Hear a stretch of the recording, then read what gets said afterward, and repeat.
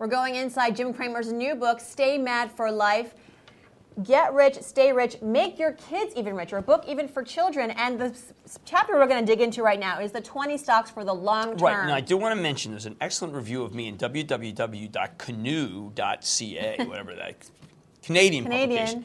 And it talked about how this book is very different from all my other books. It's about 401k, and it's about IRA, it's about 529 plans, it's about saving. What we're going to embark on in this series of videos is the notion that there's also some stocks ideas for the long run. I couldn't write a book without giving long-run ideas, not trading ideas. But I want to emphasize that the book is so not stock, that we're focused on one part of the book that is not the essence, but is the essence for Wall Street Confidential, Street.com crowd, which is far more sophisticated than most of the people who buy the book. Absolutely. And Jim, you have 20 stocks. We can't get through all of them in one video, but let's first start with the top 3 in the book. Right. And I say top, they're just the first that you list. Caterpillar, Goldman Sachs, ConocoPhillips. Caterpillar up 16%. Goldman Sachs is pretty much flat for the year. And Conoco up 15%. Okay. So tell me first about Caterpillar. What's your projection? Caterpillar, the reason why Caterpillar sells at what I regard as being a very low level on its basis of its multiple earnings is because of housing. If you believe that the housing recession will last 5 years, then I'm going to be completely wrong on my stock for the long-term CAT. I think that you buy CAT now with the expectation that 18 months from now, the housing cycle will restart. And it's a perception issue.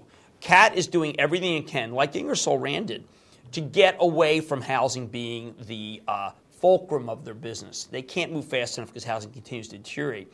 But if you approach this stock the way that I would approach it in previous years for Caterpillar, which is that you buy it when things are bad, this is your moment. And things are very bad in housing. Not the rest of the business. It's a very big international company. Now, the housing has been bad. Goldman Sachs has been doing very well relative to its peers. Goldman Sachs, a guy named Swenson, who's Michael Swenson, who's on that mortgage desk. He's saved. Well, he didn't save. He did a great job. I don't want to say save because there was nothing to save. I want to point out that Goldman Sachs is an excellent company because it hedges risk. If you hedge risk, you make a lot of money in the brokerage business because there's no collateral issues. You already have the collateral in the firm.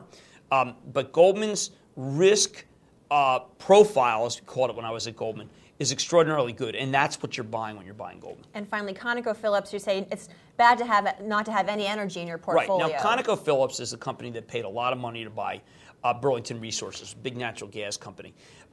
It looks stupid then. It still doesn't look that bright now. Jim Mulva, who's the CEO, is very smart. My take is that politicians will eventually rediscover natural gas. We actually have, I mean, everyone talks about the idea of nuclear power, and everyone talks about the idea of coal. Our real surplus is in natural gas, which is the same price as it was when oil was at 50. If you believe that, then ConocoPhillips has the brightest future of all the integrated oils. All right, thanks, Jim. We're going to come back with more stocks for the long term from Jim Cramer. Stay Mad for Life on sale right now. It's a top seller, New York Times bestseller list. Thanks a lot, Jim Cramer. You're watching the Street.com TV. Stay tuned.